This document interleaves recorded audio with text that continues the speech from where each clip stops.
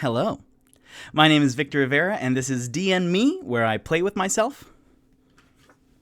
I play D&D with myself. So, welcome. This is my first official adventure episode where I will do characters and campaign and stuff. If you are brand new to everything D&Me, hello, welcome.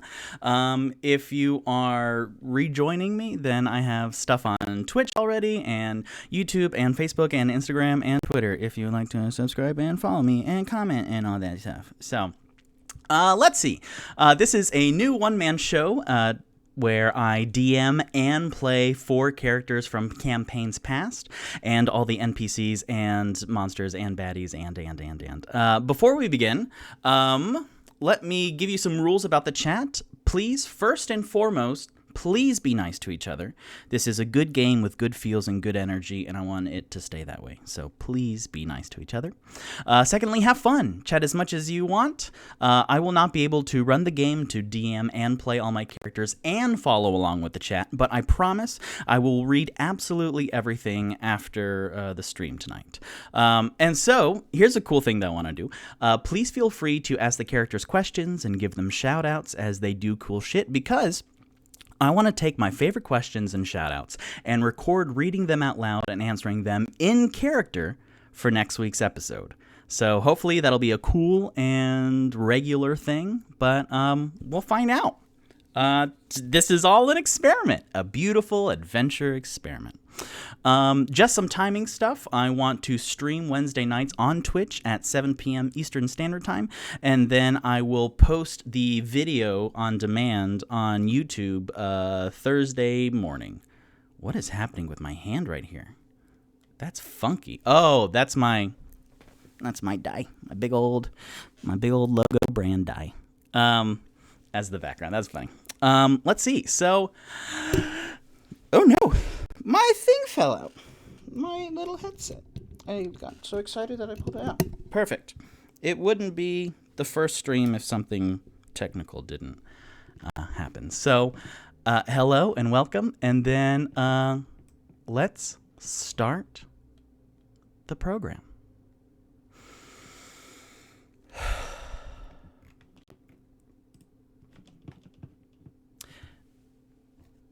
Snow is falling. And it's thankfully a crisp night, but there's not a lot of wind. Snow is falling, and then it's nice and pillowy, soft on the streets of the city. And you can hear the crunch as people bundled up are going to their houses as quick as they can from their businesses. People don't like the cold here, but it's the season. So people zip across the streets as fast as they can. And we follow this one beautiful, unique snowflake as it floats down in this quiet night.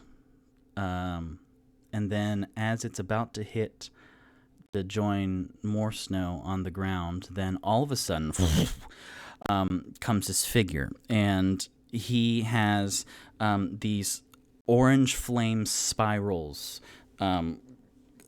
orange and yellow, like fire revolving around him and spinning around, and he's confused, and he straightens up, and in front of him is not the ancient white dragon that he just interacted with. And his adrenaline's going a little bit, and he steps back, and then he falls, and then he lands backwards in the snow, and his hands feel it's cold, and he looks around, and he's not in a hallway whose entrance had just been blown in.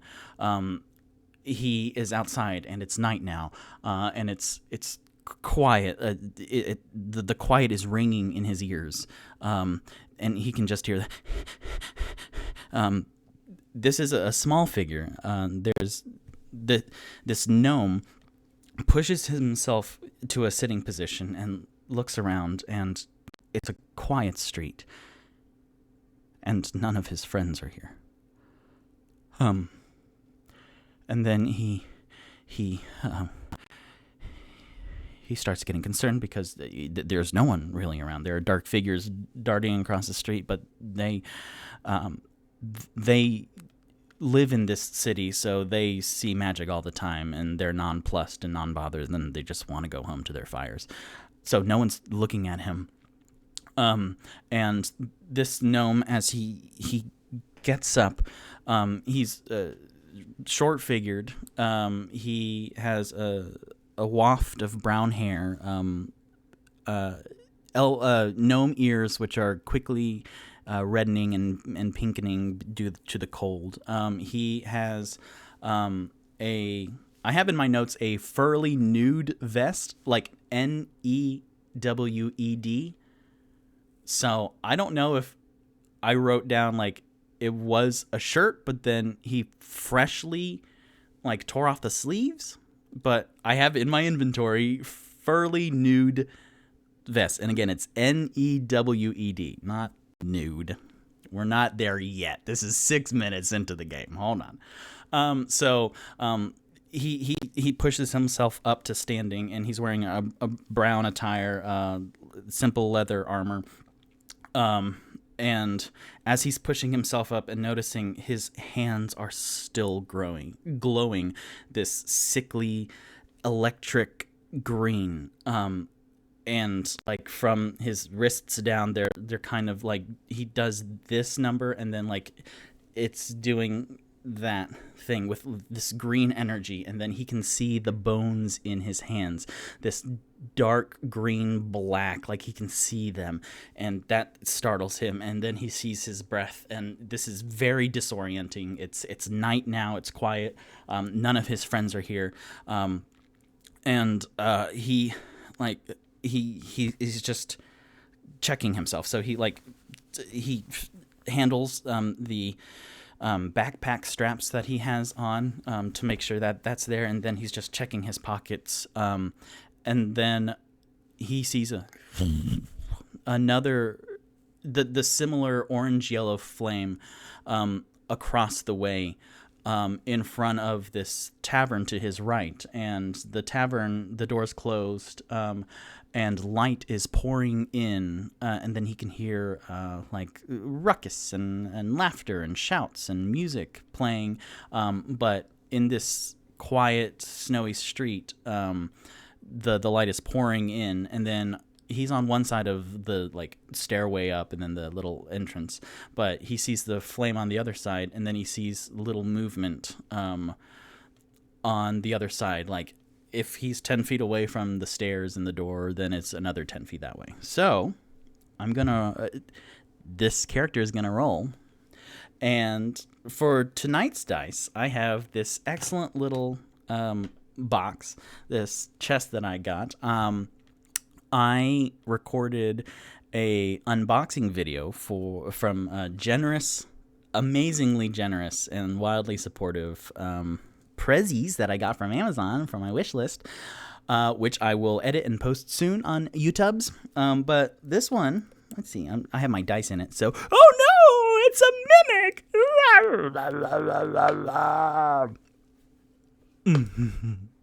This is why I'm doing this, not for y'all. It's for me. And then inside, I have fabulous new dice, and these are red and blue polyhedral, which, I mean, all of them are going to be polyhedral, but look at them. They're so pretty. So I'm going to use these dice for tonight's adventure, and then put that back in the mimic. Mimic! Let's see, performance check for Victor. That is a natural 20 for my first roll for my stream. I'm taking a picture of this because it is literally unbelievable. Victor Rivera rolled a natural 20 for performance. I mean, if that's not a good omen, I don't know what is. That's universal alignment. That's synchronicity. Well, I feel sorry for this guy who has to roll after me for that. So, all right. This character will now look across the way to... I rolled a natural 20. That's amazing. Something moving in the snow, and he's rolling perception. So that is an 11 plus He has a bonkers perception, so 11 plus 8, so that's 19. So he looks from far away, and then he notices that it's the same spiral, but instead of going the 2 feet and 10 inches high that he is, it's just mere inches off the ground, just like 2-3 inches, and it's the same like flowing like these fireballs that go up. And he remembered that he didn't feel any heat off of his, so he like his heart raises, and then he runs over, and then yes, he sees this little plump rat on the ground. He's kind of like panting, and then just he's on his side, and he's struggling a little bit, and this gnome's heart soars because he has not seen his rat Waddles in so long, and he was so worried about him, and so this gnome reaches for the now shivering rat in the snow, and then realizes that his hands are still this sickly, gross, necrotic stage, and he's like, hold on a second, Waddles. I'm sorry. And then Waddles is shivering some more, like even more. And he's okay, hold on. And so then the gnome turns around and like finds a nice pile of snow, and then puts his hands in the snow, and then brings them back up, but there's still that sickly green. Okay, hold on. I'm going to. And then he looks out into the main foyer? That's not right. Main foyer? Oh, no. Chat, please help me. The main foyer, the main street behind him, and he sees that no one's really crossing, so he goes, hopefully this works. Yeah!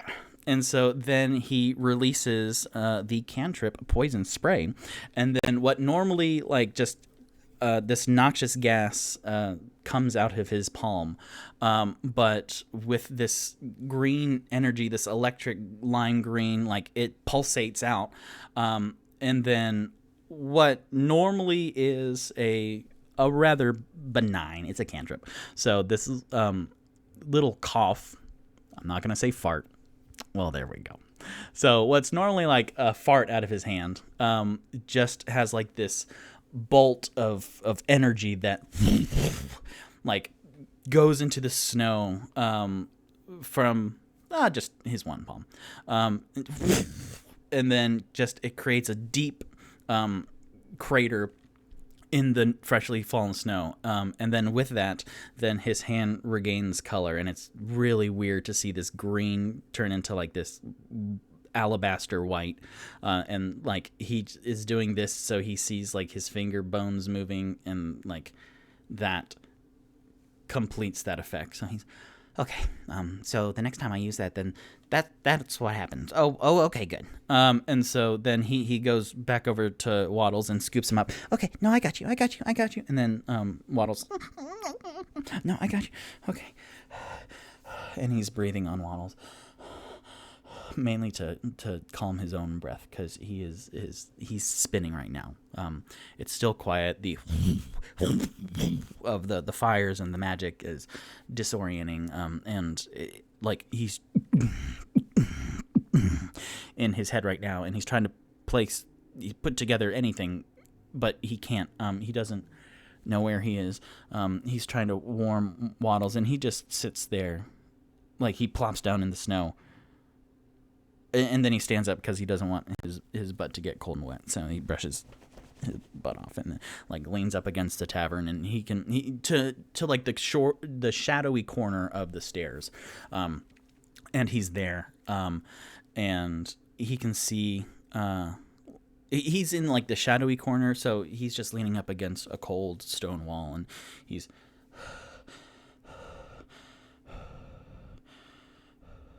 And then Waddles stops shivering, and he's still.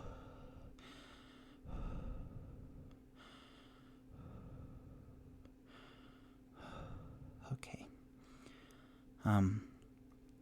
Waddles, and then he looks at the rat, who is Like his breath is slowing down too. Do you know? Do you know where everyone is? And then Waddles shakes his head. I thought not. And so, since the adrenaline is leaving his system, then this gnome gets a lot colder. He's feeling the snow as gentle as it is. It's falling on his now turning pink, like me whenever I go out to winter stuff. His skin, and he goes, okay. It's been a while, buddy. We should go inside and get something to eat. And then he thinks about something to drink also, but he shrugs it off. No, it's something to eat first, and then we'll figure it out. We'll find them. And then Waddles like, okay. I'm gonna put you in my pocket, buddy, but everything will be okay. And then this gnome readies himself and kind of shrugs off some snow that has fallen on his shoulders, and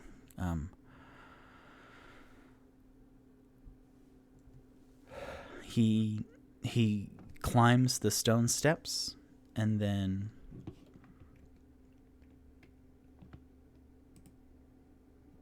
enters into the tavern. A while later, still out in the street, the snow falls and is resuming peace into the street, and then the same orange-yellow fire spiral climbs up this slightly taller individual, and he was... Hold on 2 seconds. His heart is pumping too, but he's holding on to not the edge of a minecart that he was just racing down, and he's looking around, and like he takes in a big breath of air. And this is outside. This is cold.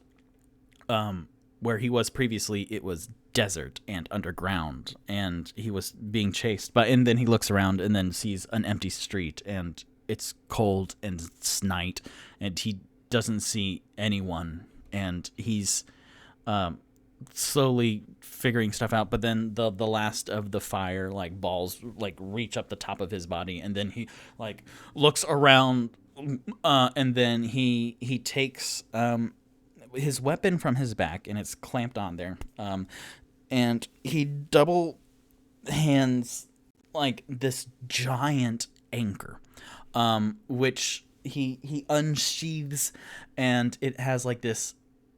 His breath is seen, but then the anchor itself has like this cold trail that it leaves behind, and the anchor itself is this beautiful solid iron anchors, white and like a light blue, like a turquoise, a frosted design to it.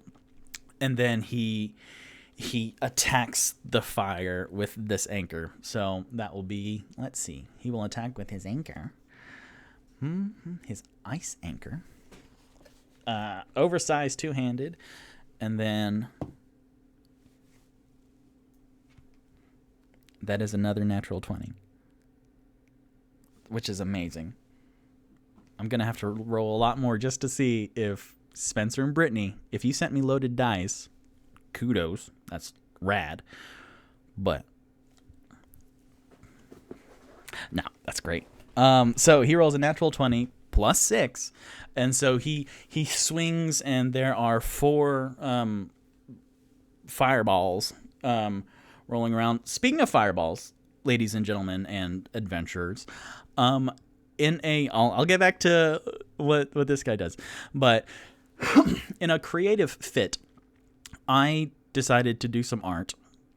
And if meeting in person in D&D, like meeting for D&D in person, resumes safely because of all the pandemonium happening in the world, I want to implement this for Magic users, which is a fireball shot that I hot glued yellow and orange and red all over, and I am very proud of it. So this, and then little shots, airplane bottles of Goldschlager for inspiration. So whenever someone does something awesome, then I'll give them these, and then they have to take it in order to roll advantage. So this dwarf swings, and there are 4 fireballs swinging, circling around him, and then he passes through each one, dead center. And he hits them all, except they all have no heat and no mass, and their magical effect, once they reach the top of his 5'1" form, then they just evaporate. And he looks around, and then he puts his anchor down and kind of leans up against it.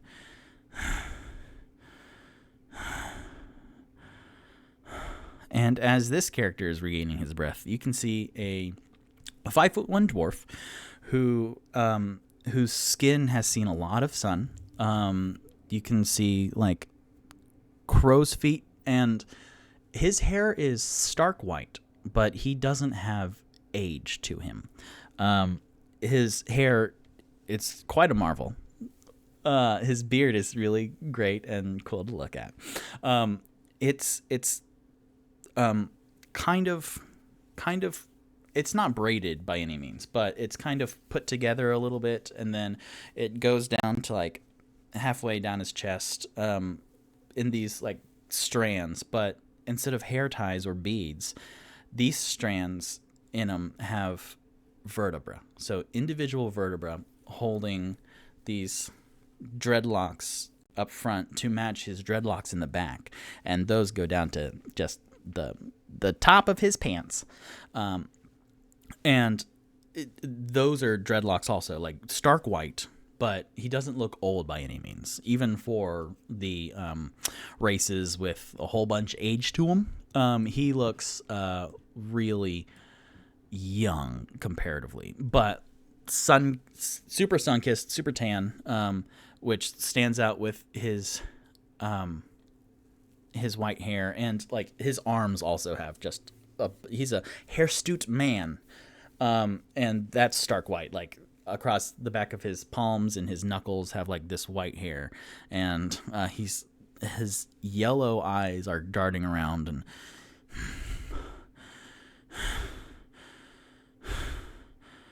he's looking, and he doesn't feel cold with his ice anchor and his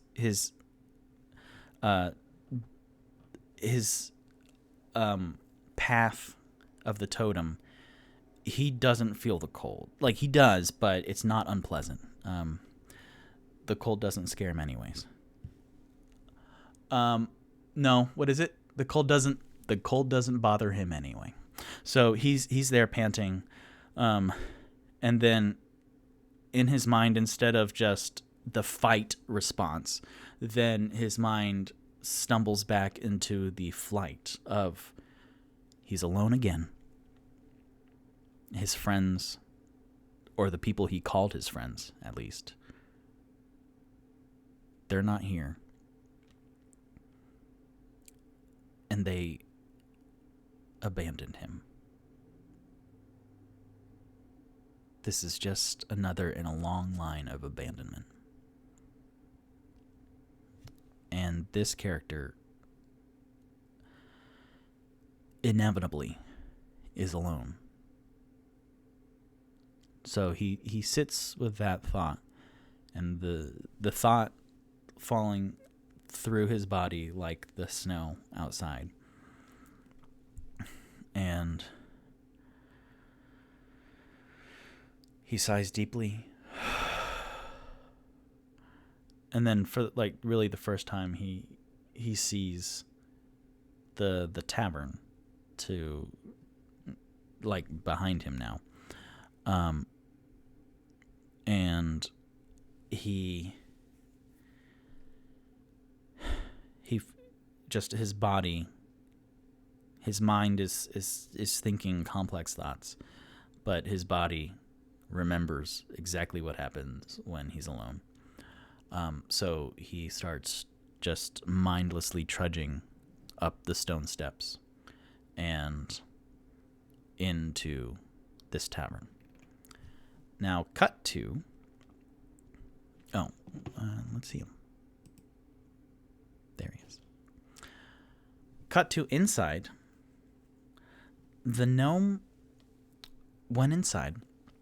And inside this tavern, it's a bustling tavern. It's 3 stories tall, and inside the ground floor is this structure that is awe-inspiring. It's this 40-foot diameter well, and coming from it is a rope that goes all the way up to the top of the 3rd floor, and it goes off into the 2nd floor where this giant golem-looking guy is just standing there, kind of. The rope is wrapped around his arm, and he's just still. But everyone else is like, there's hustle and bustle and laughter and songs and shouts and shoves, and it's a very busy tavern, and the gnome is looking around, and this feels better than outside in the cold and the quiet. He's more used to this. So he goes up to the bar, and he approaches a human man with a mustache and kind of like a not greasy, but it's a thin comb over that is plastered to his hair, and then the rest of his brown hair is kind of wavy down a little bit. And then the gnome comes up and goes, excuse me, can I have some food? And then the bartender looks down, goes, yep, thank you. The bartender says, drink. Just a water or a juice or something, please. And then the bartender nods once and then goes to complete some of the orders, and the bar is full, and there's just tables spread out everywhere. And so then the bartender comes back with like a little, because it's a gnome, a little wooden cup that fits the gnome's hand of apple juice, and that goes down very nicely. And then after a bit, then he comes with a plate of, I wrote this down, quipper and chips. And then this gnome is looking around the table and looking around the bottom floor of the table, and then he spots a table near the windows, and so he decides to go over there because as much fun as the inside of this lavish tavern is, he wants to keep an eye out on the streets for his friends. So he goes over there and then puts the drink and then the plate of quipper and chips up on the table, and then he kind of scurries up one of the chairs with Waddle still in his pocket, and then he's staring out the window, and he's picking apart his chips more than eating them. And he takes a little bit and then feeds it to a grateful, jolly rat inside his pocket, because he doesn't think that having a rat inside a tavern, a completely new tavern, is such a good idea. So he's kind of, he munches a little bit on the quipper, drinks some of the apple juice. And that apple juice tastes very good. And he's staring out the window. And so then after a couple minutes, then he sees the familiar orange and yellow fire spiral, and then a dwarven figure comes out, and then his heart raises in his chest. Oh my gosh, that's one of them. Okay, yeah, okay. Hold on. And then he's preparing. He's thinking like, okay, do I put all the chips in this pocket now, or Waddles will eat it, or do I put Quipper in the other pocket? I don't know if that's such a good idea. And then he's doing that, and he's thinking about chugging the apple juice, and he's like, okay, if I move, then this table might get got. And then he looks out, and then he sees this just wide dwarven figure attacking the air with the anchor. And then the gnome freezes and watches as this continues. And his dwarven compatriot, they didn't use an anchor. And that seems very rash for what Svengar would do. So this gnome climbs back up to his chair and sits and watches, a little bit more frightened now. And then follows, his eyes follows the dwarf as they come into the tavern. And then when the gnome looks at the dwarf, his heart again just falls, because that's definitely not Svengar. Then cut to outside again.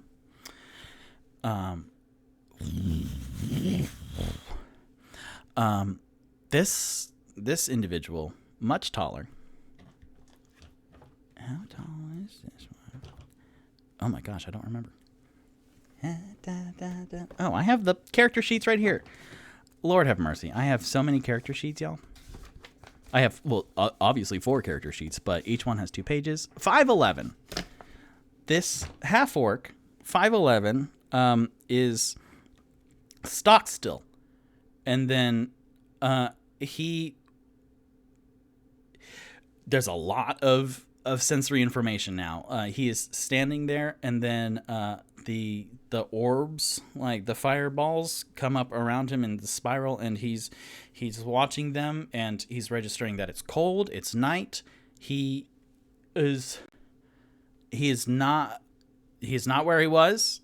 And then as they cross across his face, then he kind of puts his hand through it, and then he gasps, and then he casts Detect Magic right there.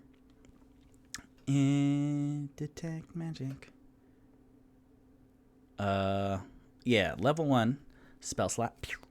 And so then he's noticing, and then he feels this heatless fire go through his hand, and then as he does, then he goes, conjuration. Oh my, that's bizarre. And then he kind of lowers his hand, and this half orc, whose skin color is light heliotrope, so it's a brushed purple. He's wearing simple fabrics, in more of a robe situation, and his glasses, like his little pinafores, are they the little ones that like clasp around here? It's like, they immediately fog up because of the cold, and his hair is kind of like that cool shaved, like kind of Hellboy, where it's black, and then at midnight, on his character sheet. He likes using big words. But it's like kind of shaved on the sides, and then tied up in a little, not unlike this, but right here. And he, let's see. He goes, okay, so this means I'm not where I was. And he looks around very cautiously, very slowly. And the streets again are quiet and empty. Some people are walking on the opposite end, but none of them are of the stature of his previous companion. So he's like,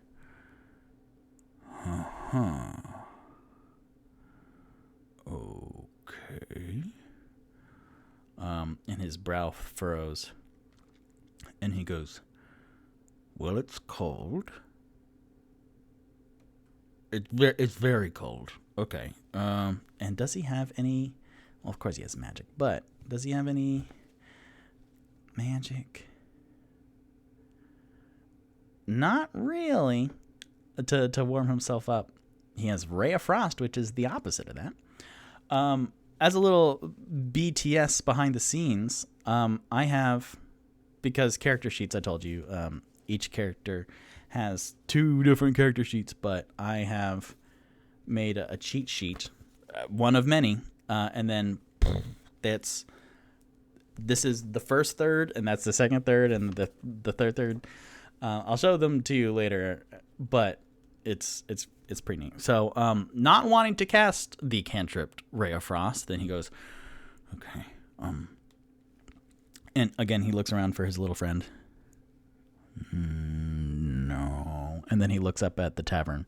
Yes. And so he climbs up the steps and goes inside. Back to the gnome, who now watches the dwarf go up to the bar and talk to the bartender. And then very short conversation. It's like,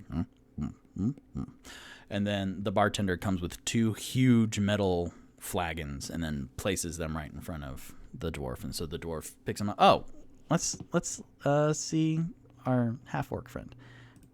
Ah, pow. Look at that.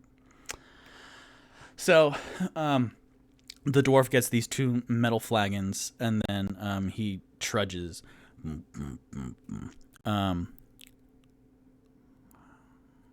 Reading my notes. So he trudges. He's actually coming closer to the gnome's table, and the gnome is slightly... His heckles are raised. And then just resting bitch face.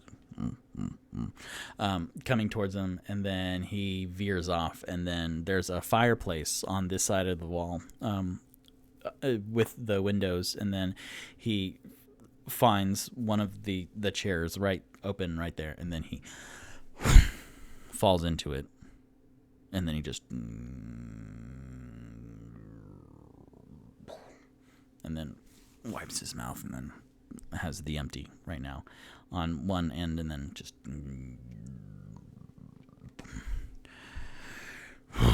big sigh, and then he's just staring into the fire.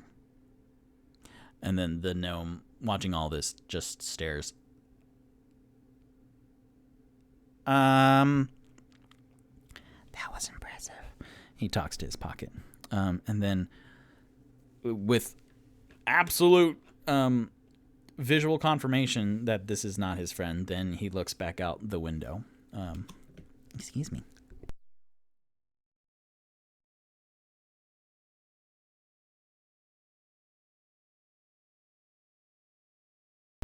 I figured you didn't want to hear that. The podcast is like, what just happened? I drank water and I burped. So, then Tipsy looks, so the gnome looks back out the window, and then sees the fire again, and he's now more cautious, and then he sees a tall humanoid figure, and then more cautiously now, his heart, like, not to the full height of what it was, he recognizes this profile too. And then he stares out a little bit, and then he doesn't recognize a giant. He doesn't see a familiar animal companion that is a large feline form. And this individual's just standing by themselves.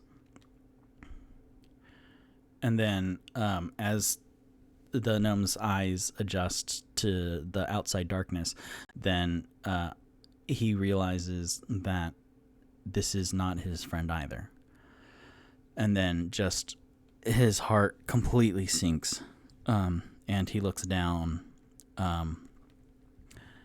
at his hurriedly eaten food and his apple juice, and he's very sad because for the first time in a long time, he, besides his animal companion, is alone.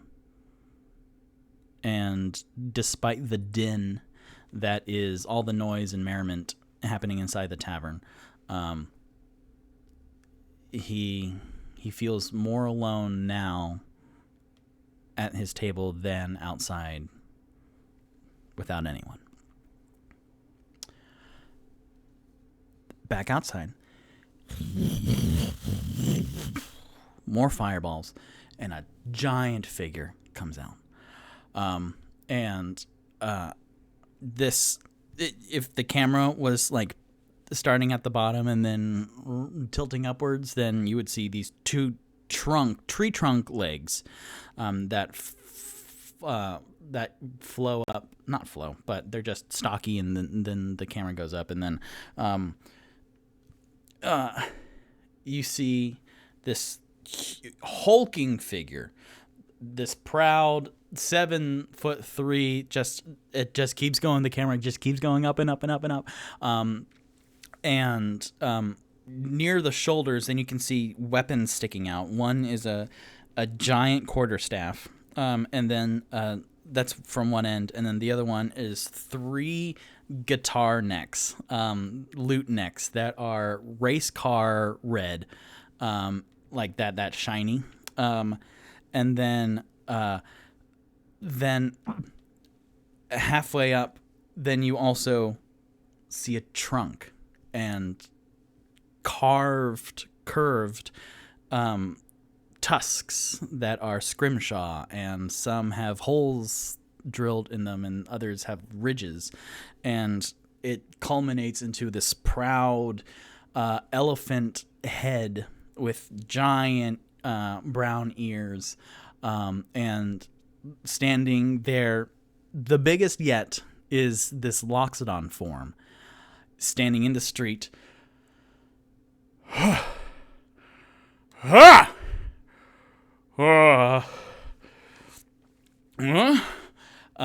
And this Loxodon is like looking at his hands, and again, for him, it is now night. It is not the tropical village that he was in during the day. He was not walking in. Then he turns around, and then he doesn't see the Eastern-inspired architecture of the Hunter's Lodge that he just exited out of. And he's looking alone, aware. He is looking around everywhere. And his giant ears, he will roll perception for hearing, because he is actively hearing now, and he has keen hearing, advantage on perception, survival, or investigation that involve hearing, and he has to be active listening. So he will roll. That is a 2, so it's not loaded. Well, let's find out though. Okay, this might be a loaded die because that is the third natural 20. I love it, but I promised my folks. I promised you all in the announcement video that I will do honest dice rolls. So that's a third natural 20, which is amazing. I'm going to roll like 5 times in a row right now just to see if this is not loaded. 13. 10. 6. 13. 18. Okay, we're good. Also, I should do like an incentive or something that is like, if I roll a natural 20, then something happens. Or like, I'm still figuring out Twitch, so like there are like incentives of like y'all do 100 points or something, and then I get advantage or something. I don't know yet. So if you know more about Twitch than I do, let me know in comments and stuff of like what I can be doing for insanity. So anyways, a natural 20 from a 2, then this Loxodon, like Daredevil, like he closes his eyes and then his ears fill up, and then just he hears the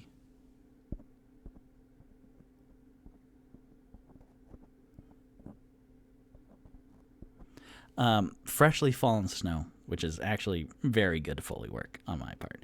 And he looks around and then he can hear the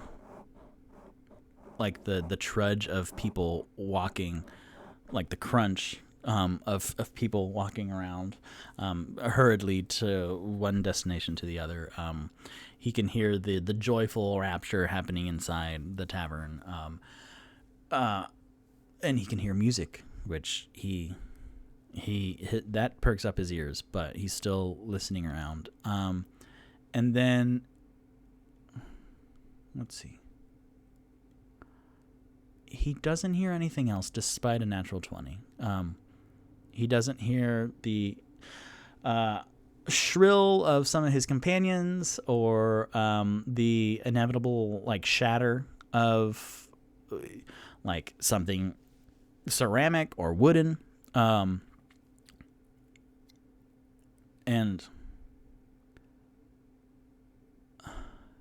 two thoughts happen simultaneously with the Loxodon. One, finally, a little bit of a break.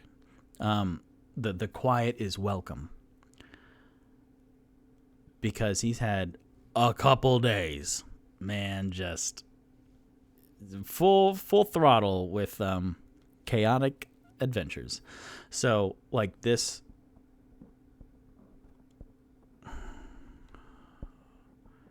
Is actually really nice. And because of his class, like silence is rare, but it's as important as song and stories. There are tomes and volumes in silence. And for the first time in a couple days, he breathes very well. He takes cleansing breaths.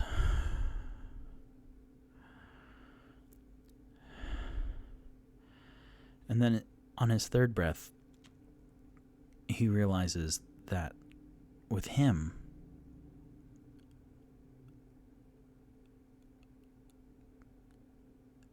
everyone was taking away from him again. He is alone. But something happened. He's here now, and that is unfair to his companions. And that fills his back teeth and his tusks with like that really nervous energy when you did something very wrong. Like it's just... And he feels that, and he feels very guilty, despite he doesn't really, it's not in his control, whatever this is, but he feels the pang of guilt having everyone he connected to taken away from him again. And then the music in the tavern wafting through the chilled, quiet air, pick up his ears again, and then scrounging up some resolve, he goes, okay, I will go in. I will go in. And then he walks towards the stone steps and goes inside the tavern. So, the half-orc steps inside, and he is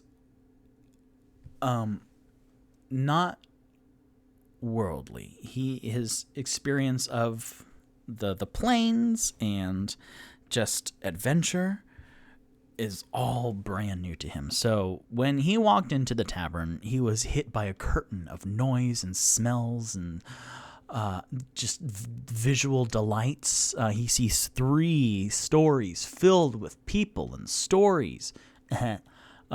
Each one like, oh, these could all be adventures. And he looks around, and there are so many drinks and smells and food that he boggles his mind, and he's just sensory overload. And there's this giant well pit in the middle of the thing, and so he kind of takes a step to his left, and he doesn't want to fall into that. And he's looking around, and he's like, this is a new opportunity. Excellent. So he goes to the bar, to the same mustachioed, combed-over man, and goes, hello, I would like a drink, please. And the bartender goes, which? Wizard, but I appreciate it. I would like a drink. And then he looks to, like, the other people on the, thing, and like he sees a flagon of ale, like frothy, and he's and then he looks, and like this serene woman with like jet black hair and falls, and she's an elf. She is swirling like a glass of wine, and he goes, wine please. That sounds good. And then the bartender nods, and then grabs a glass of wine and puts it in front of him. I should come up with prices, because these characters aren't just getting free stuff. I'll figure out prices in a second. I'm going to write that down. Prices for... You know what? No. I'm going to pull out my player's handbook. Ba-bam. And then look up prices for food and drink to interrupt this fabulous tale I'm weaving. It's not to interrupt. This is all very important. All right, almost. All right, so ale. What is a gallon? What is a gallon of ale? No, he has 2 big mugs. So let's say that the dwarf paid. Let's see, a mug is 4 copper. A mug of ale is 4 copper. So let's say like a silver for 2. I can do that. 1 silver for 2 mugs of ale, and that's for my dwarf. The gnome got food. A hunk of cheese is 1 silver piece. Just so everyone knows, this is page 158. If you want to tag along to see my pricing adventures. A loaf of bread.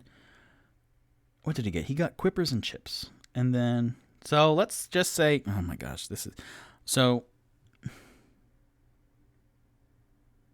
let's say, 1 silver piece for 2. Let's just say 1 silver piece for food, quippers and chips, and juice. And then the half-orc will pay 5 copper. No, 1 silver piece all around. What a thrilling 3-minute thing that was. Everyone pays a silver for whatever they want. In the game I'm DMing. Oh no. Because I have 6 characters now. Thankfully, I don't have 6 characters here yet. We'll see for season 2. No, I'm DMing 6 characters.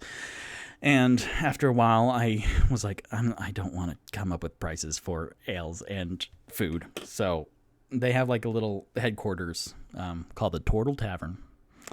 And the bartender there, Terry the Turtle, is just like, you all can have free food. That's fine.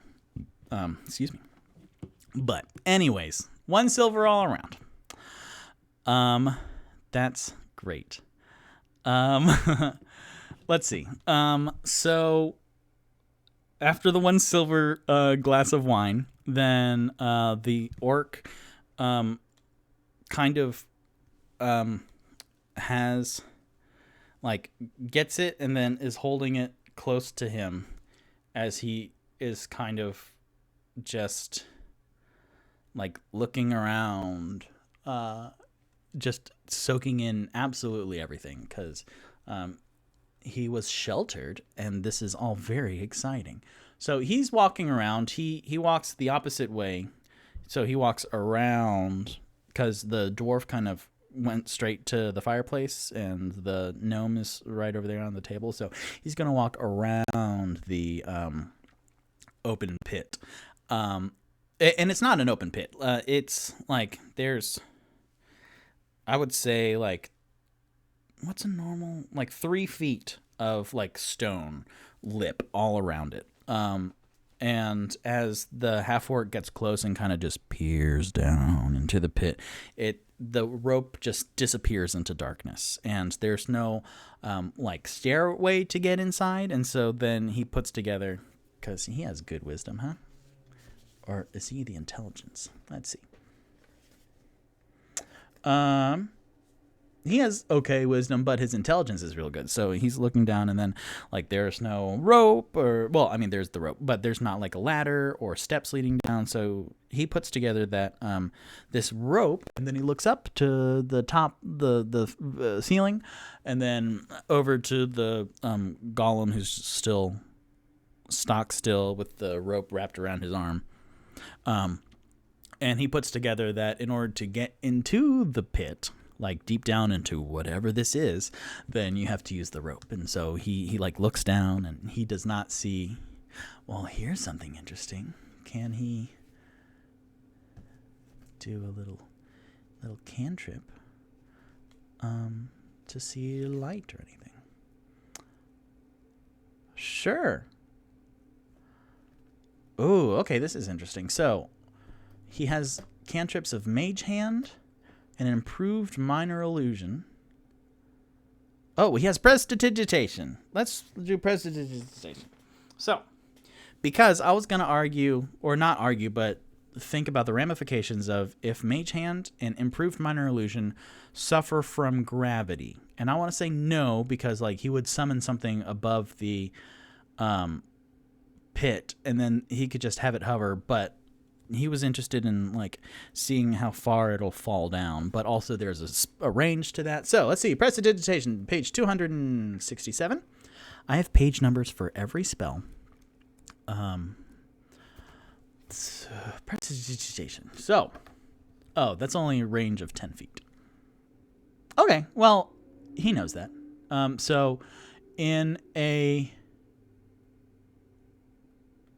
Oh, well, that's also interesting. So he knows that prestidigitation is only 10 feet, so he will have like a shower of sparks of this purple energy, purple and then gold energy, that just like a silent firework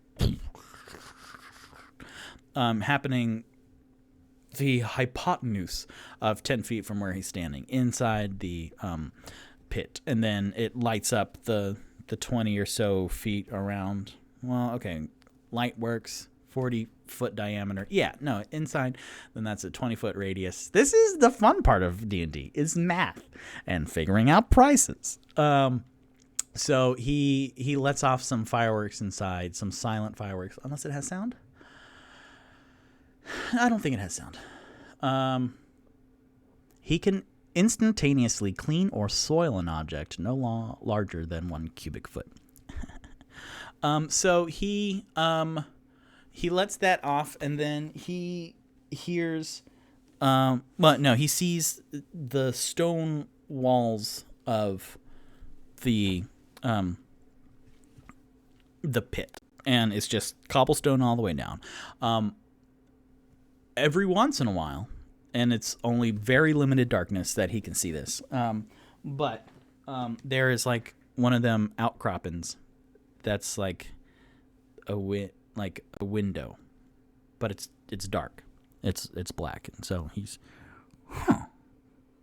I will ask about that. Maybe to that gentleman who served me the wine. And so he's still walking around, and then he kind of gets around the edge of the pit, and then he heads towards the table with the gnome in it. So the gnome table, the gnome is watching this taller humanoid go get wine and then walk around, and this is definitely not the his other companion, and he's kind of now hopelessly just staring at this new half-orc figure, and he's calmly just taking his time walking around. And then something catches the orc's eye out the window. And then the gnome whips his head around and then sees the Loxodon. And then he goes, oh my gosh. Okay. But then, as he says that, then the orc rushes past him to the front entrance. And then as the Loxodon goes up the stairs and then opens it, then he sees this half-orc figure with glasses, like, right up close to him as he opens the door. He opens it inwards. Is that fire code? Yeah, right? Yeah, you open a thing inwards. You open it inwards.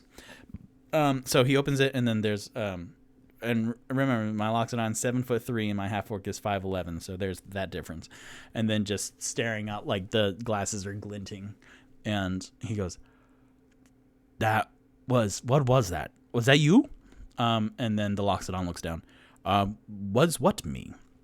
Did you, I just saw the fire outside. Was that your conjuration magic? No, it was not. But did you see that?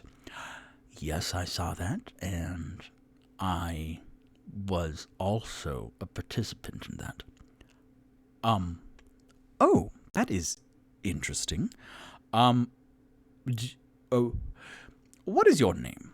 And then the Loxodon extends his giant hand. I am Toot Toot. And then he shakes the hand. Toot Toot. And then the half-orc grabs it, and his hand is smaller. But he gets in it. And he goes, I am Rock the Purple. So, Rock. It is a pleasure to meet you, Rock. You as well, Toot Toot. May I buy you a drink? To hear, what your experience of this was? That would, be lovely, actually. Thank you very much. Yes. And then Rock, feels a slight tug on his robe and then looks down. Varric! No. Oh, I'm so sorry. No. I mistook you for someone else I know. Yes. And then the gnome is there tugging on his robe going, excuse me, before they get even bigger, am I supposed to know either of you? I am not sure what you speak. I also was the fire also to me happened, and then he like looks around and not. I mean, they're in the entranceway, but they're not being like in the way or drawing attention. So no one's looking at these. So he goes, yeah, the fire thing happened to me, and then he pulls out waddles, and then Toot Toot looks down, and then he takes one medium step back, and then he's just looking at Rock. It happened to me and Waddles also, and then Rock is looking down, going, okay, then more drinks will be had. My name is Rock, by the way. I'm tipsy. You're tipsy? Quite often, yes. Tipsy, the forest gnome. And then Rock goes, oh, okay, excellent, thank you. Yes. And then Toot Toot, who normally every time he meets someone new extends his hand, and his hand is just, I am Toot Toot, the Loxodon Bard. And then he smiles warmly down at Tipsy, and Tipsy's looking up going, Toot Toot, that's a funny name.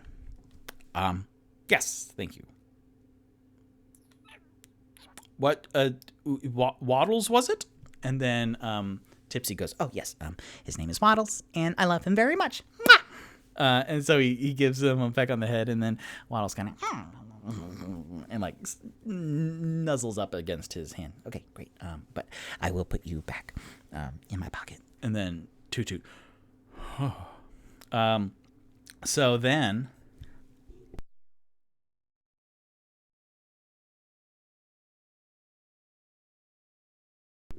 I should announce the water break instead of just watering it up and then leaving my podcast people going. So then Rock goes, okay, so what we are going to do is we'll get drinks. Tipsy goes, I already have juice. Juice. Excellent, great. So we're going to sit down and then discuss what has happened to us. Is that all right? I think that is quite all right. Thank you very much. This is very good. Let me get the drink, which you were kind enough to offer to pay. How much is it? 1 silver? Excellent, great. So Toot Toot gets a fruity something. And excuse me.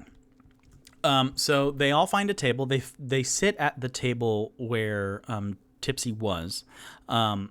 And it's Tipsy, and he's sitting in his same spot so that he can still cast glances over at the dwarf, because that's still connected in his mind. And then Rock sits to his left, and then Toot Toot sits to his right. No, Rock will sit to his right, and then Toot Toot will sit to his left. Because Toot Toot, when getting his spirited drink, looks around and he soaks in. As soon as he met someone right off the bat, then that helps a lot. So his shoulders lower a bit, and then he's looking around, and then he hears in the corner this stage, and so he's gonna keep an eye on that. And then they all sit, and then Rock, sipping on his wine, goes, okay, so I don't know where to start. So the fire happened to you as well, Tipsy, is that correct? Yeah, me and Waddles. And then he looks over at the dwarf. And then that guy's sitting by the fire. And then both Rock and Toot Toot look over. The scary looking one. Yes. And then it happened to him. And then it happened to you, Rock. And then it happened to you, Toot Toot. So I'm just, again, before, like a dragon comes out who's just a bit bigger than you are, who Toot Toot, Tipsy looking up at Toot Toot. Oh, it's starting already. Tipsy looking up at Toot Toot. Tipsy is 210. 210. Tipsy, Toot Toot. And Toot Toot is 7'3". So I did the math. Where did I do the math? I did the math. That is 2.56 times taller than Toot Toot is of Tipsy. So I did the math again, and then my 5'8" form, that'd be like looking up at someone who is 14.5 feet tall. So there's a big old difference there. So my loaded die. That's great. It's not loaded.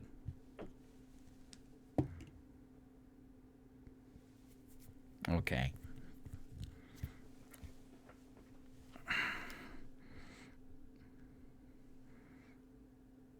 That's a natural 20, so I am going to change dice.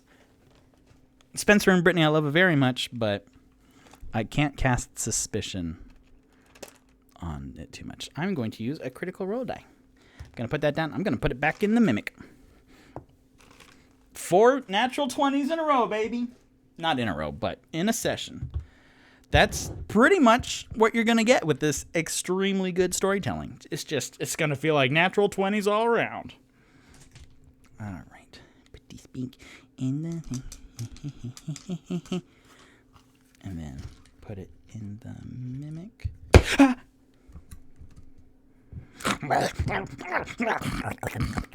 All right. Roll 5 in a row. 11. 17. 18.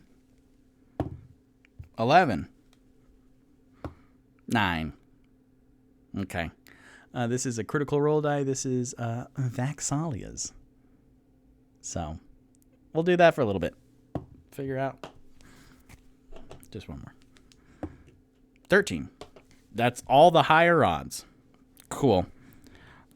That's great. That's fine. So, they rolled the things. Why did they roll? No, I did that. Oh no. I don't remember what was happening. So they're sitting there, and then they look over at Onyx. They look over at the dwarf, and Rock asks, "So it's so you and Waddles first came here, and then the scary-looking dwarf by the fire, and then me, and then oh, okay, so that's what it was. It was the height. Okay, so yeah, and then Toot Toot, yes, and then the dragon joke, which I made, which was great. So like, do you all know what is happening? Because I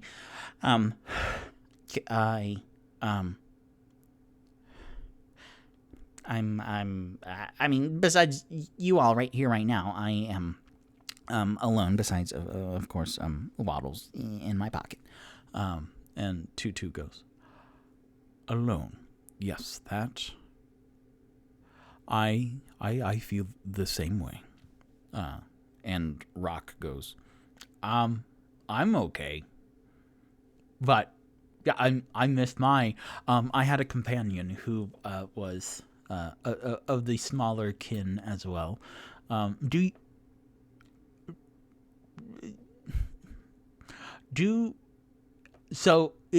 What was happening to us was the fire was conjuration magic.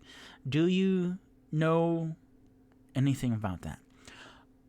Tipsy says, I don't. I can do like this. And so then he casts Mage Hand.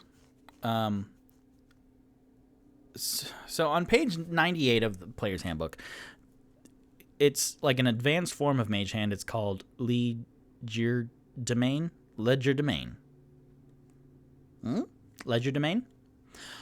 So he casts an improved Mage Hand at the table, and then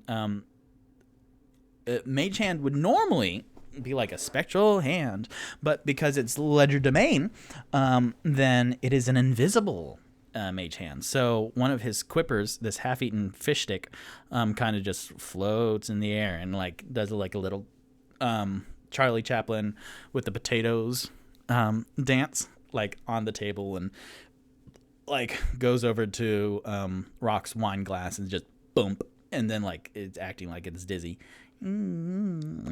And then Rock goes, oh, well, I can do that as well. Yes. Sha. And so he does Mage Hand, but it's like this silvery hand that picks up another half-eaten fish stick, and just kind of, they're both dancing around, and Toot Toot is looking at this amused. And then he kind of like, not quite a Jim Halpert, like staring into the camera like The Office, but just, we are having fun here.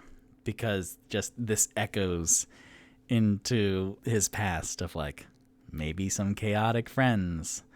And he's he's enjoying it so far because so far no doors have been broken down.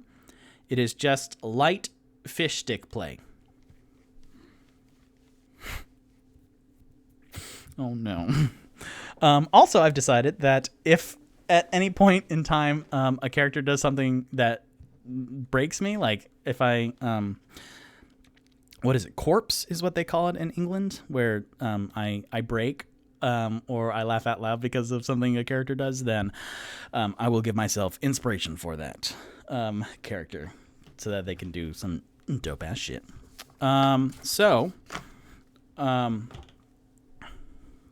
Yes, they're doing Mage Hand. This is really the only type of magic I know. And then, like, I can fart out of my hand, and then Toot just. And I can do, some other stuff too. But I don't know the most magic. And Rock goes, I know some magic. Oh yeah? Yes, I am a magical type. So this is really fun. And Toot goes, so no one here cast the spell or anything to get us from where we were. Where were you? Because I was from Revelton. Well, that's where I was last. Is this Revelton? And Toot takes out his map of Revelton. We could be. Actually, I have a map of Revelton. Where is my map of Revelton? No, this is good. My DM for Toot, whose name is Andrew Anderson. All right, 3 more seconds. Oh, well, actually, I don't know where it is.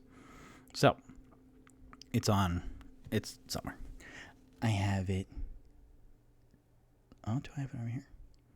No, it doesn't. Oh, well, actually, one more. No, wrong thing. Because this would be really cool for me.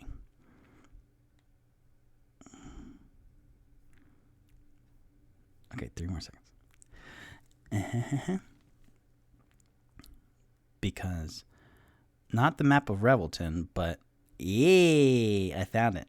So, in the realm of Deo that Toot is from, there is actually northern cities, and so some are called. There's like the above the Great Wall for Game of Thrones, like that frozen wasteland. That's called the Glacier Wastes. But there are cities up north. And he goes, is this, do you know if this is Strongwater Village or Crow or Rundar, Frostport, Bronzedale? Does this ring any bells for any of you? Vath, the Altar of Divinity, Azweir? And Tipsy goes, I don't think so. Is this Faerun? Because then he takes out his map where he was. I have a page of inventory. So he has a map of Vinfar. So he pulls out a map of Vinfar and he goes, we could like go up north? I don't think so. Rock, where is this? Where are you? And then Rock wants to roll. Let's see. History? Yeah, he'll roll a history check. Now I just want to say straight intelligence, which is +3, just to think of if he knows where he is now. 11. So 14. He has not heard of any of these other cities. Like not heard. And he's a very intelligent fellow. So he goes, I don't think so. We could ask anyone here. Do we want to talk to the scary-looking dwarf, by the fire. And Toot Toot looks over. If you would feel comfortable with it, I am very personable, and charming, if I don't say so myself. I could go over and try to talk. And then both Tipsy and Rock look at each other. Yeah, I think that's a good idea. He's really scary looking, so I don't want to do it. Okay, I will. And then he gets up, and he's a big old tall boy. And then he approaches the fire, and by this time, I'll make it.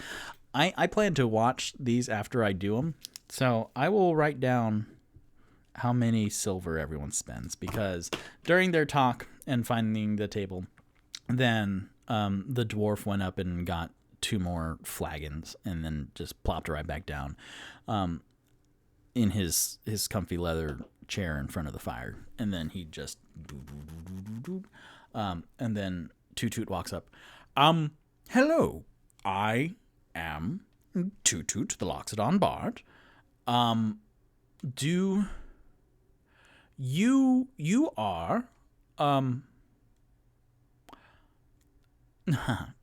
my apologies. The fire that happened to you, do you happen to know anything about that? And the dwarf is used to people coming up to him in taverns and stuff just because of his might and how big he is. Like, he's not tall. He's a little bit taller than he is taller than average sized dwarves, but he's just a wide guy. And a lot of people have always come up to him to ask, to participate in jobs because he looks sketchy. And then he looks like he can get shit done. So the dwarf looks at him. What? Do you the fire that happened? Do you know where that came from? No. Okay. Well, me and my new compatriots, and then he gestures over to the table, and then Rock is there grinning that little smile, and then Tipsy is up on his table just. My new compatriots, we don't know where we are, and we heard that we also came through the fire. So, do you have any idea? If you don't mind me asking, of course.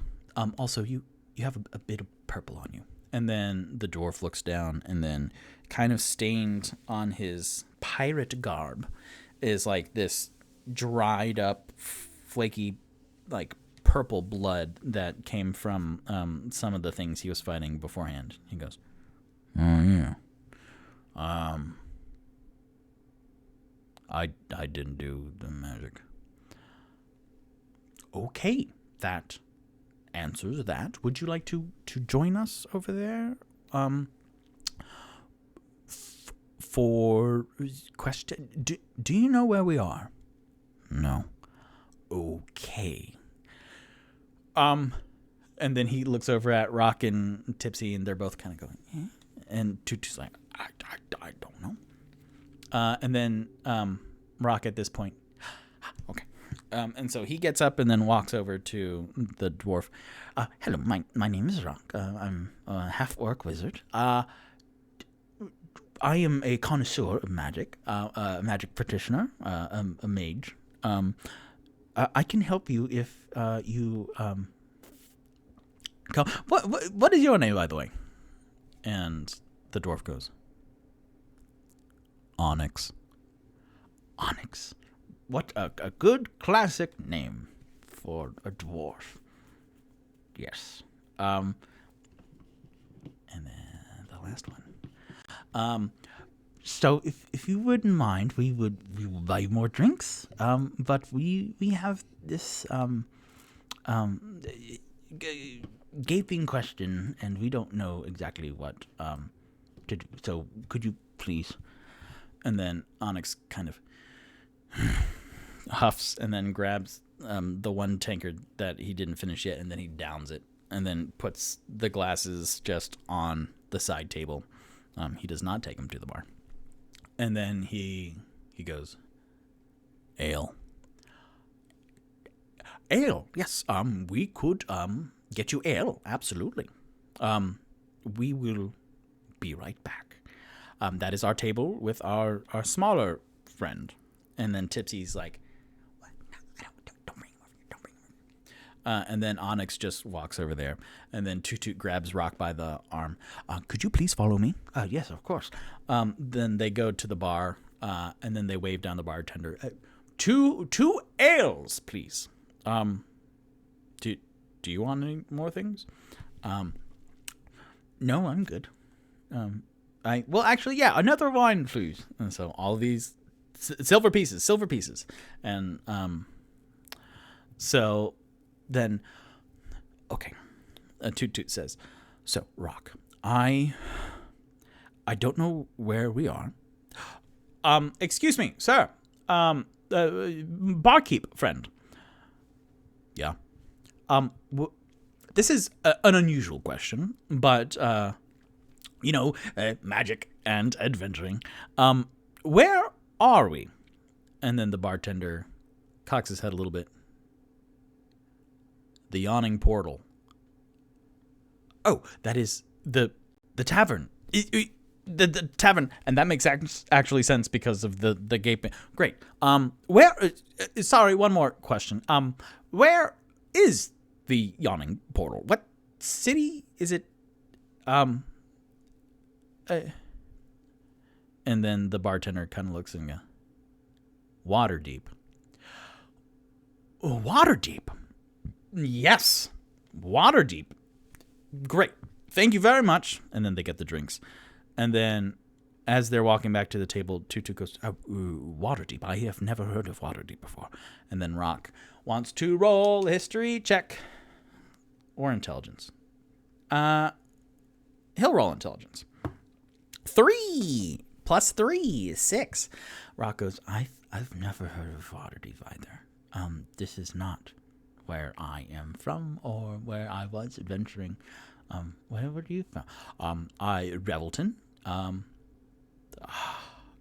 don't know where else though. So let's talk it out, all four of us. And then they go back to the table, and then Tipsy is just like sitting there with Onyx, who's like hunched forward. And then spots as the two taller members walk up. Here are your ales, which is a silver or something. But we got it. We covered it. And then he just brings them close. Okay, so to get our facts straight, we are all four of us in this new place. This is called the Yawning Portal. And this is Waterdeep. So do either of you two, do those ring bells? And Tipsy will roll intelligence. That's a 13 + 2. Tipsy's a smart boy. What was that? 15 altogether? Oh. And then Onyx, 19. 18 + 1. So Tipsy goes, I know Waterdeep wasn't where I was. It wasn't anywhere on the map. And then he looks at the Venfar map. See, there's only like 15 places on it. I don't know. And then Onyx goes, yeah, I've heard of it. Oh, you've heard of Waterdeep. Excellent. Can you tell us anything about it? It's got docks. Docks? Like harbors and for freighting and shipping? Mm-hmm. Great. Do you know anything else about that? Where is it? And then he downs one of the two tankards. It's like it's got docks and it's places inside the city. It's like real popular. Some would say it's classic D&D. And Tutu goes, okay, so we are all in Waterdeep, in the yawning portal. Well, someone must have wanted us here. I don't know. I can't figure this out. And then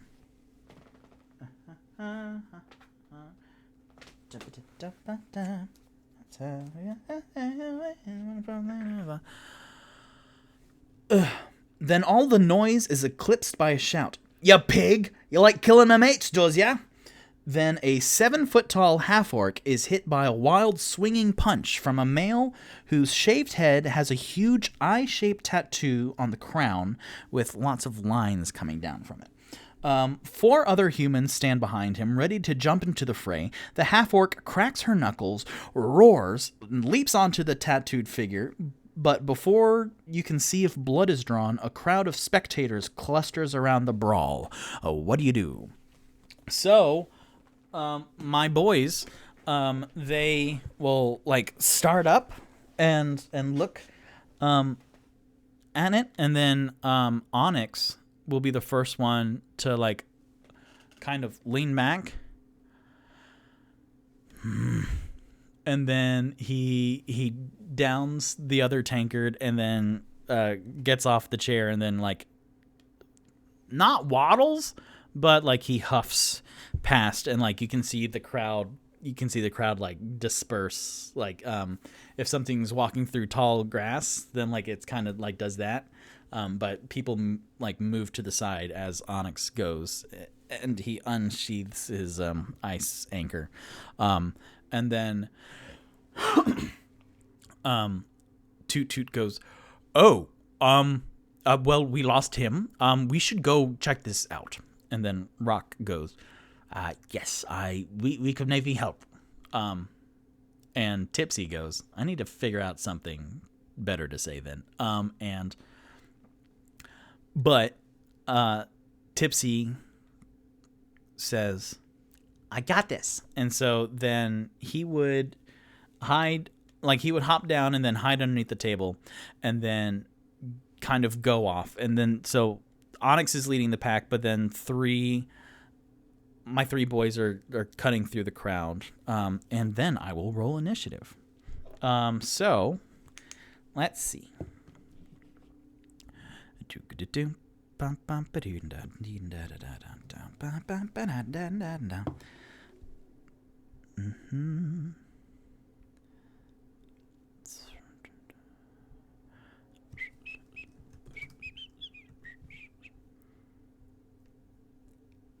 Just me rolling some dice by myself in my room by myself.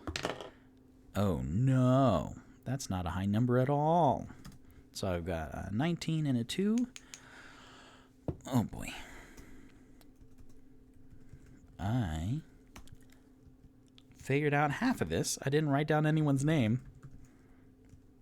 But this is fun for me. This is really great, y'all. Thank you so much for joining me. I'm assuming there's, 6,000 people watching right now. 17 plus... Oh, no. It's on a different page. 17 plus 3, that's a 20.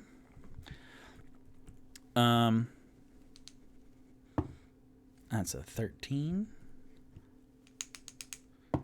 That's a 16. 14 plus 2. And then... Oh, boy. That's a 5. That's a 2 plus 3. Okay. So I have this in a Word document, and then I'm just rearranging it so that I can put people in order. Excellent. So, up front,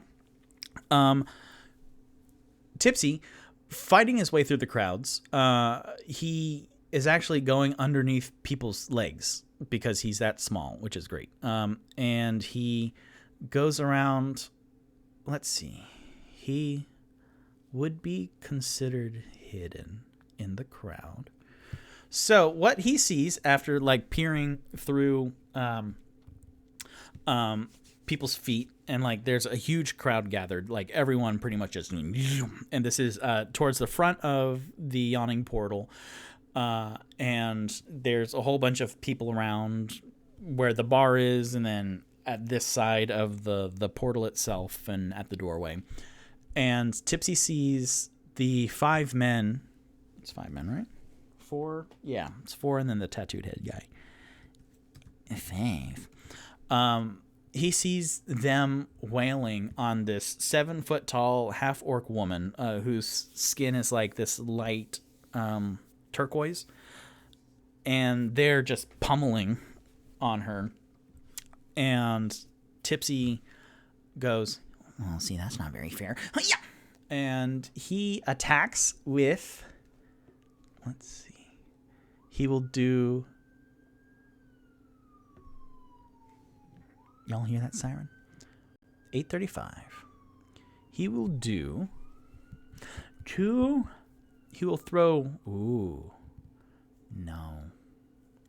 Okay, so the main guy who's beating up on the girl, the woman, so the one with the tattoo, he's really the most obvious one, and the other 4 look like generic bandits.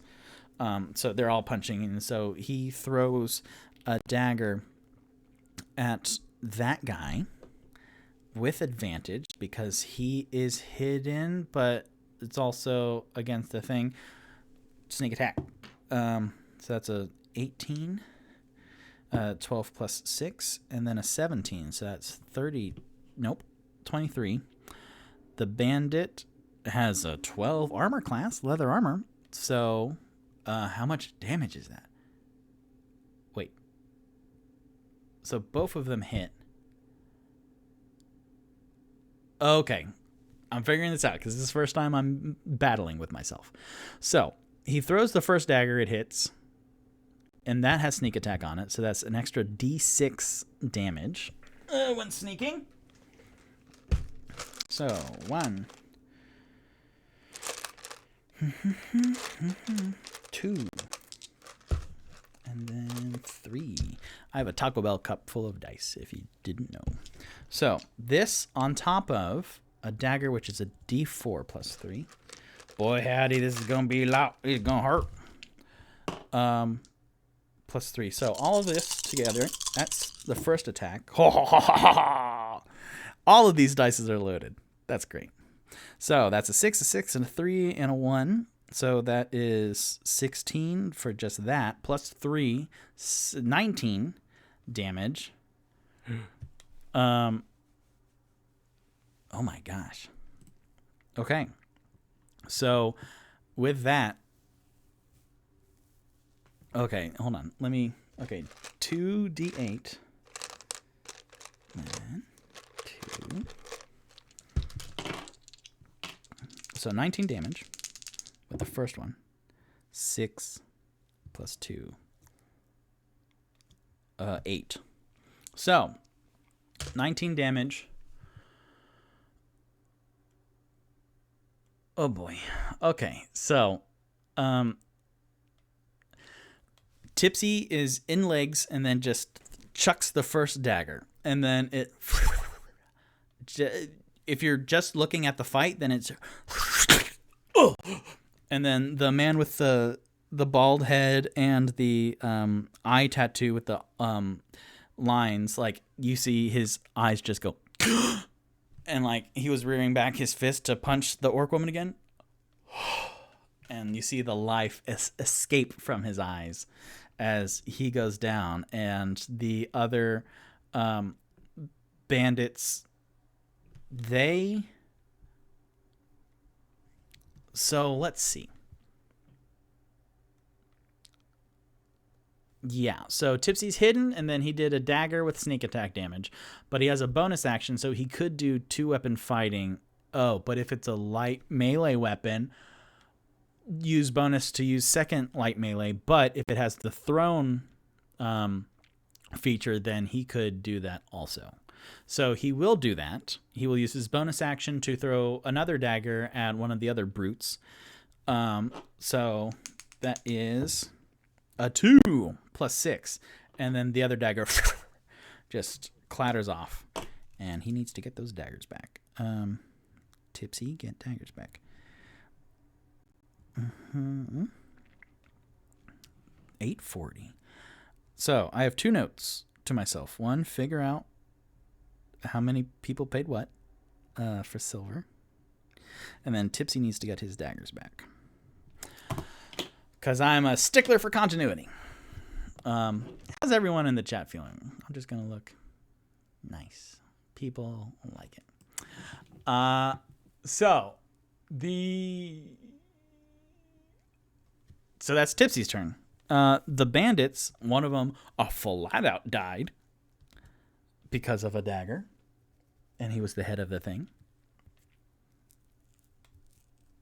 So as he goes down, then the other brutes see him going down with a dagger sticking out of his neck. And then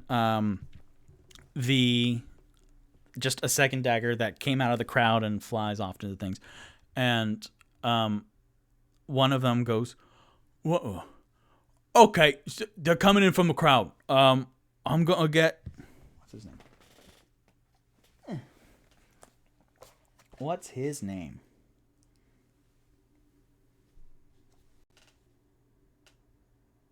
Krenz. Okay. I'm going to get Krenz, but you free, you stick around and you fucking murder whoever did that. And so then this other bandit hoists Krenz up, the tattooed head guy, and Krenz is just the dagger still sticking out of it, so Tipsy probably can't really get it, but his eyes are open, and the bandit's arms are like this underneath Krenz, and so they just drag out of the bar. And sneak attack, I didn't think about that. Yeah. So then the other 3 bandits, they will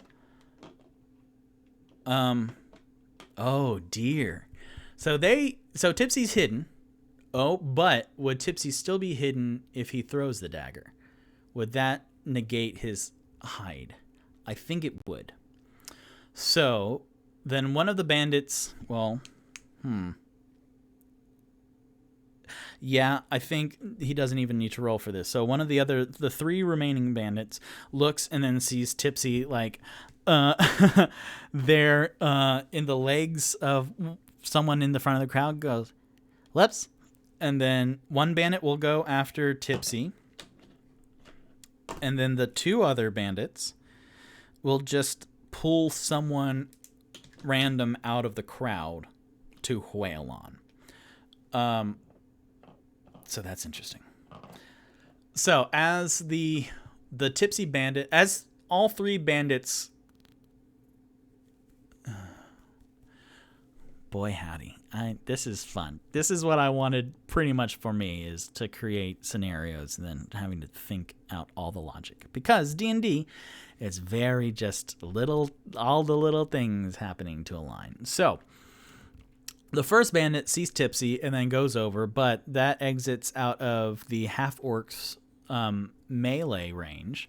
So she will get an attack of opportunity using her reaction. So she is considered a thug. So she will hit good. So opportunity of attack, 12 plus strength. So this is an unarmed strike. So that'll be 12 plus 2 plus 2 because of proficiency. So that is 16, which will hit the 12 leather armor class of the bandit. So she grabs onto... No, she just throws a haymaker. So she's kind of... All of 5 of them were beating her up. And then the middle one was the tattooed one. And so then the guy to his immediate left dragged him out of the yawning portal. So the furthest right one is going after Tipsy. So she watches him leave and then just hits him in the face, and that stuns him. Let's see. What is an unarmored attack? That's 1 plus your strength modifier. So that's 3 points of damage to one of the bandits. That's the Tipsy bandit. These are the other two. So 3 damage. Great. And it was a total... So yeah, they have 2d8 plus 2 damage, or plus 2 for health that I rolled. So she like clocks him and then and then he still goes over to Tipsy though, and then grabs him by the scruff of the neck and lifts him up, and then, "Oi, you killed Kresnik. Krenst.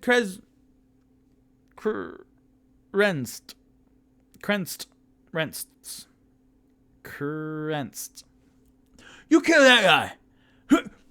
And then he punches Tipsy in the face. That's a 19 plus strength modifier of 0, but it would be with his proficiency bonus.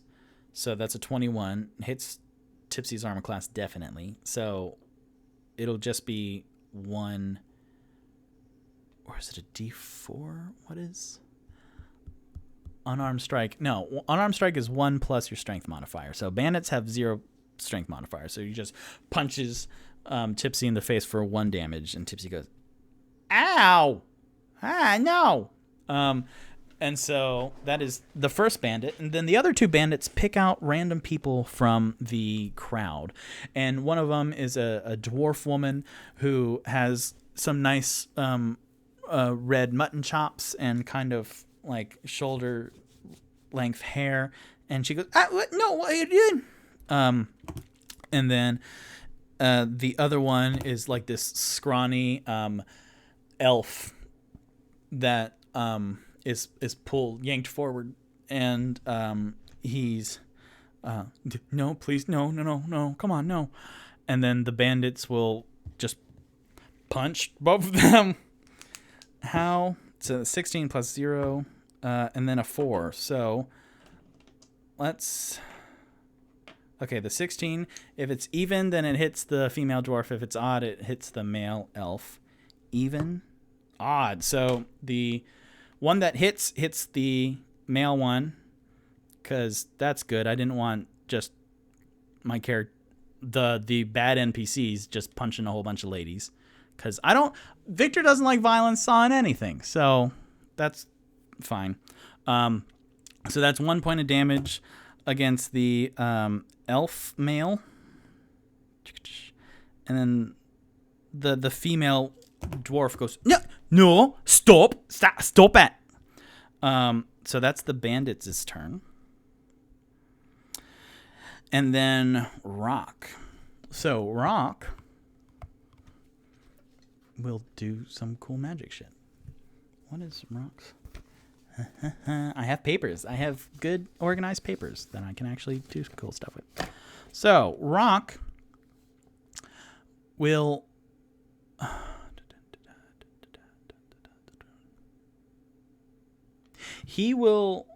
step forward, emerge out of the crowd from behind one of the people pulled out, and he goes,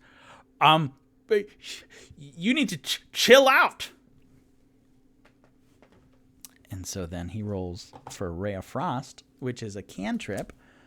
So Rock's magic, a Ray of Frost, a beam of blue-white light. It's a ranged spell attack. So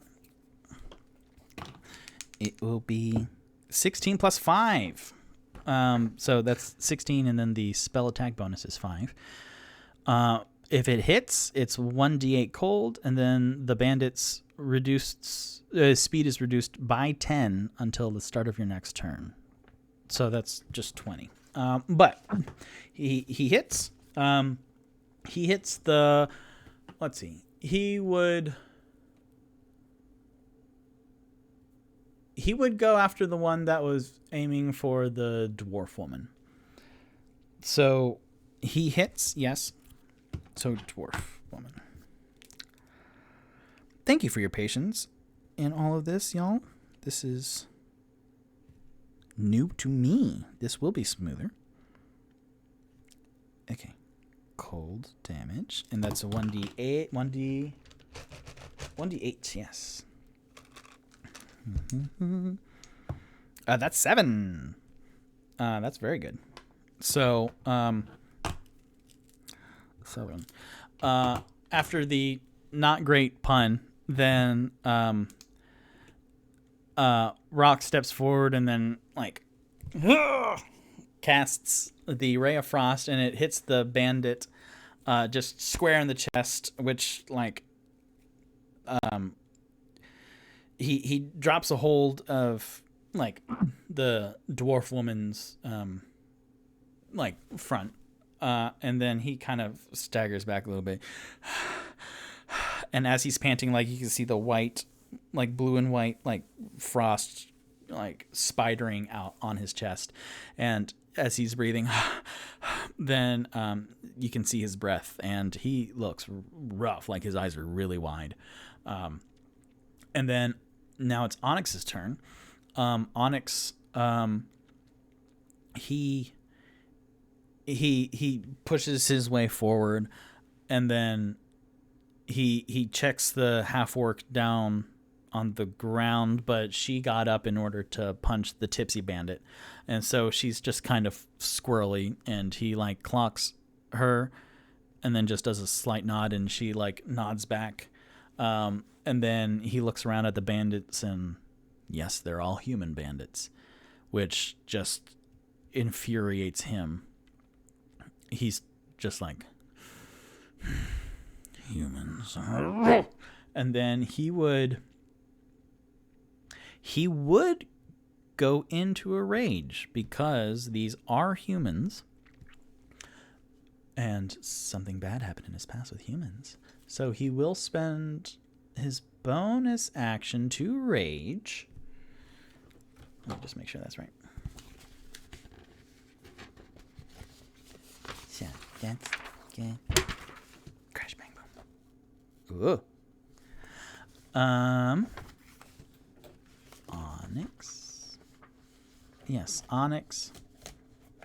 He would do a rage bonus action. Which is extra points. Yes. So then he turns to the one who has the elf in his grasp, and then he yells out, "Let go of that elf, me heart is yo!" And then you can see the pirate garb kind of just with no wind in the portal, the yawning portal, flutter. You can see his overcoat kind of just dance behind him a little bit. And then he gets advantage on attack rolls if he yells a pirate war cry before the roll, and he can do that twice a day. What a silly game. So that is a 9 plus 6. That's 15, which does hit, but an 11 plus 6, 17. That hits better. So he takes the ice anchor, and then he just... oh boy, this is going to cream him. Oh, no. Well, you can see that all my characters are not level 1. I should have given the bandits some more health, but here we go. So the ice anchor I don't even need to roll damage, but just so y'all know, and I might balance this out because this is a bit much, the ice anchor has 2d6 damage plus 2 because Onyx has a bunch of levels, and because it's been blessed by something, it has a 1d4 ice damage, and then it has his plus 4 strength modifier on top of that. So that's a beefy... Oh, boy. All right. So it's pretty much... Oh, boy. It's pretty much like Tipsy's sneak attack, actually. So 2d6. Not great, but not the worst. So the 2d6s are 4 plus 4, so that's 8, 10, 14 damage. Okay. So just the, when you see an anchor and then it has like the hookies? So one of the hookies like gets into like from the bandit's like side, passes through the ribs, and then you could see like it poking out, and then as it does, then like ice like crystallizes on both sides of the entry wound and the exit wound. And then Onyx just tears it out. Oh, plus 2 rage bonus only on strength weapons. So that was 16 altogether. Is that right? Yeah. 16. So that's a lot. So he just rips out the anchor from the bandit, and it's just... And then now it's Toot Toot's turn. So Toot Toot, what can he do?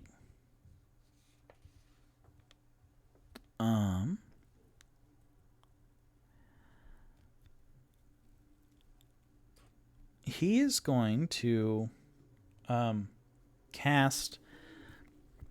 He's still standing in the crowd, so this whole time Onyx would have spent all his movement getting up there, but going through the crowd, I would say, is rough terrain, so that's half his movement. So that's 15 speed, so he can make it. And then Rock did the Ray of Frost, so he goes up there, and Tipsy's in the crowd. So Toot Toot kind of goes forward.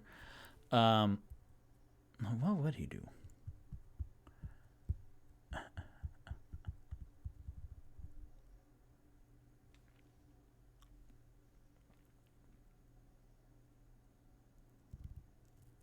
He would, so he goes through the crowd, and then he is looking around, and he notices the now. Okay, so there's a bandit with Tipsy, and then there's a bandit with the female dwarf who's looking kind of rough. So for the healthier Tipsy bandit, he would go. Just making eye contact with him, he would whisper,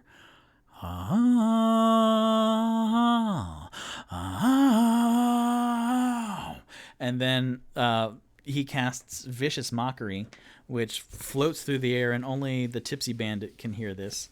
And Toot Toot with Vicious Mockery. If it can hear you, wisdom saving throw. So bandits probably don't have a good wisdom. They have 0 wisdom. So this bandit did get a natural 20 though. So and that is with the new die, so it's not loaded. So the bandit like hears this, and then he looks up and goes, and like it pumps him up, and Toot Toot goes, "Oh no, that's the opposite effect." Yeah, so the damage doesn't happen for the Vicious Mockery. So then it is the half-orc's turn, who straightens back up, like standing up fully, because she was hunched over. Yeah, if she was prone, then she'd use half her movement to get up. So I would say, yeah, she was just cowering a little bit, not full on water break.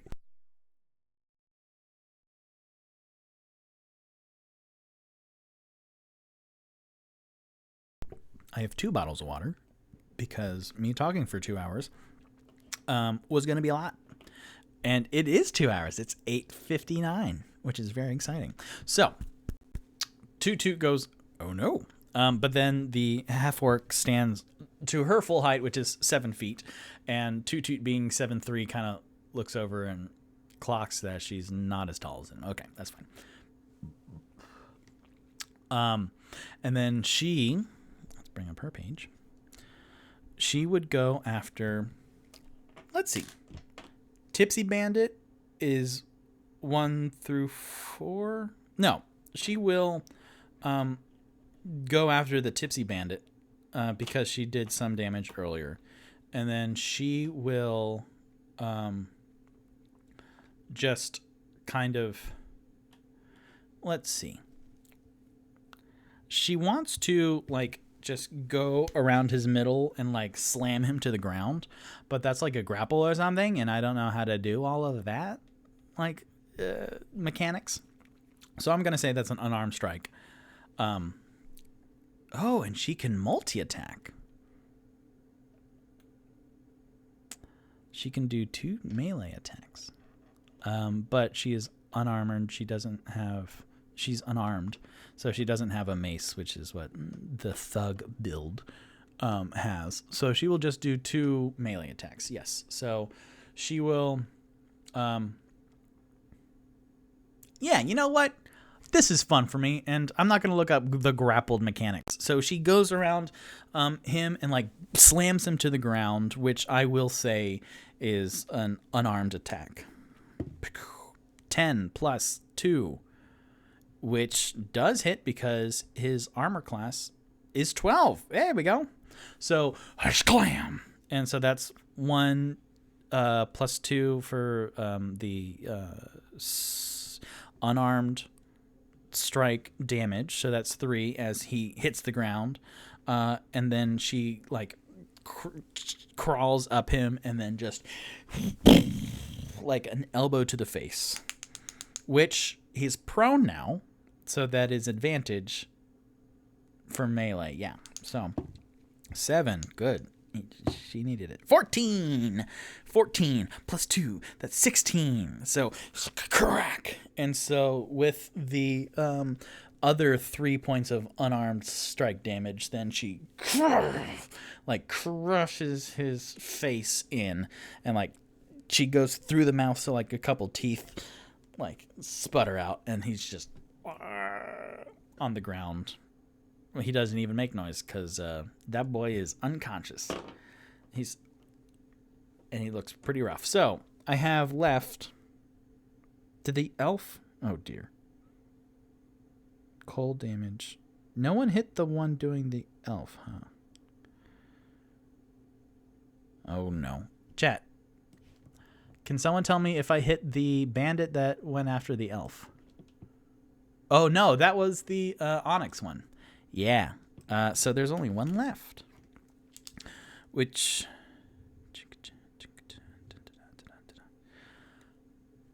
Where is my order? Initiative order.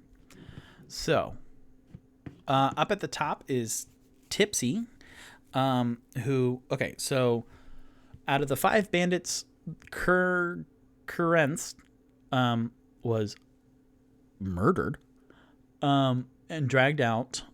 So that took care of one of the bandits. The Tipsy one just got smashed. The one holding the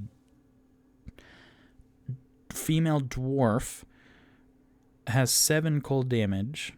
He has 1 hit point left. And then the one holding the elf got can opened from Onyx's ice anchor. So Tipsy now, seeing just like a spattering of like if it's the camera, and then Tipsy's face as an elbow like passes.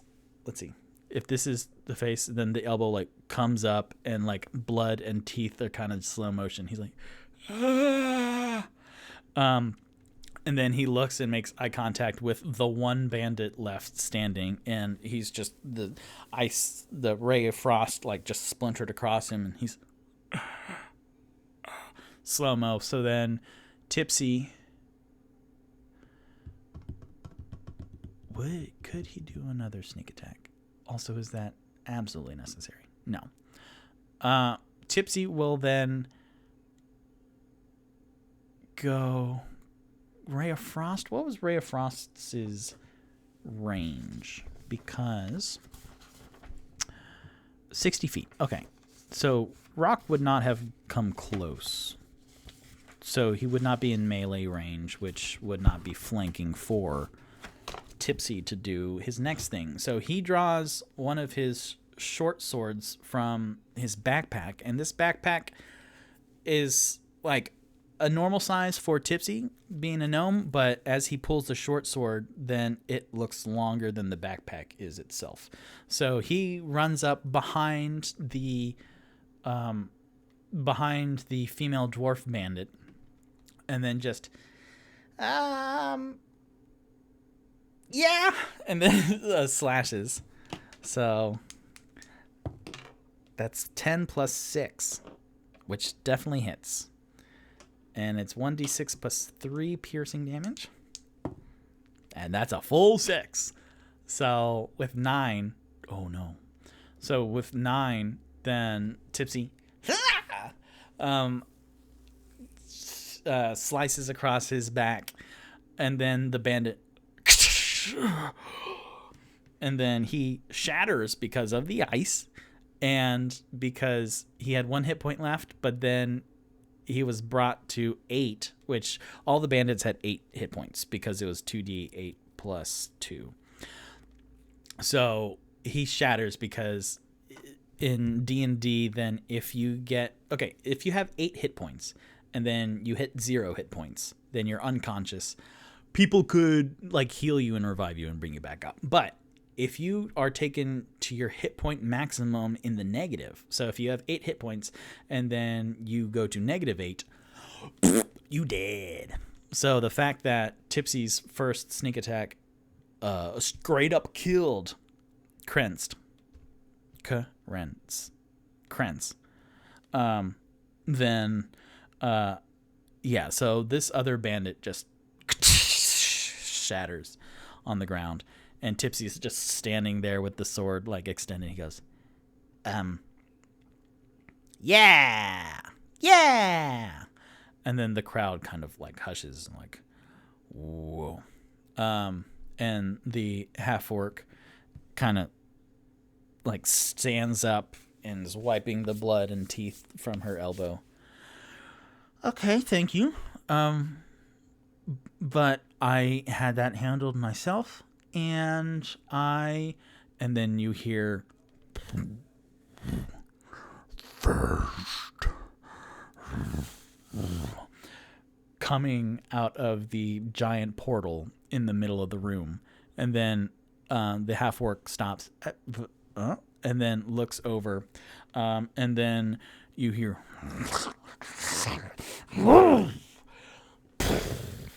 and then this giant figure with green, bulbous, slimy skin and like a carrot-sized nose and like these greasy black dreadlocks come down.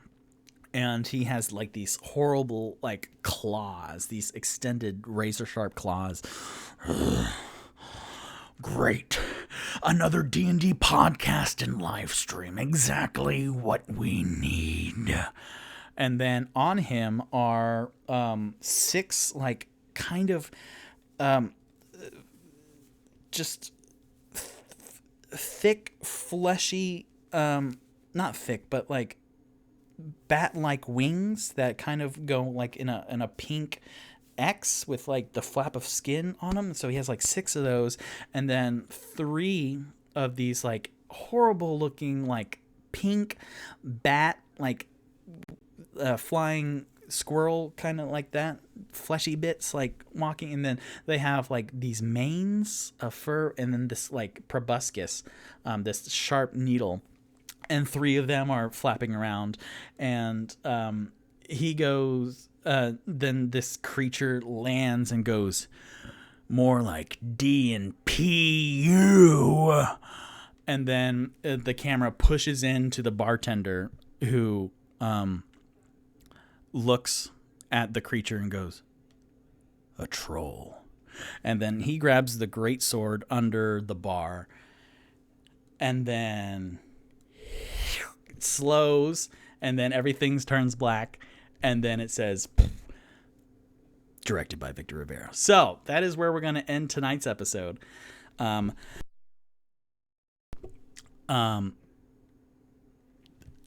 Y'all, this was the first D&Me episode. How amazing. Thank you so much for watching and listening. This is I'm just so much happened. Let's see. Yes, thank you again for watching. I'm Victor Rivera, and this is D&Me, where I play Dungeons and Dragons by myself.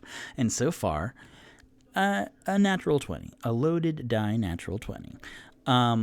I want to stream on Wednesdays on Twitch at 7 p.m. Eastern Standard Time, and I'm going to upload the video the following day on YouTube. So I'm going to upload tonight's video tomorrow, which is Thursday, and they will hopefully always be Thursdays. But August 5th, up on YouTube's, and then I'll shout out the link for that. And then next week episode will go live on Twitch Wednesday, August 11th. Thank you so much for watching. This is really fun. If I have any viewers left, I hope it's fun. Hi, Mom and Poppy. Hi. And then all my friends and stuff, but my parental units. Thank you so much for watching, and I'm actually workshopping outros, and this first one's a home run, so I might not even need another one. But good night, and don't let the bugbears bite. So, thanks.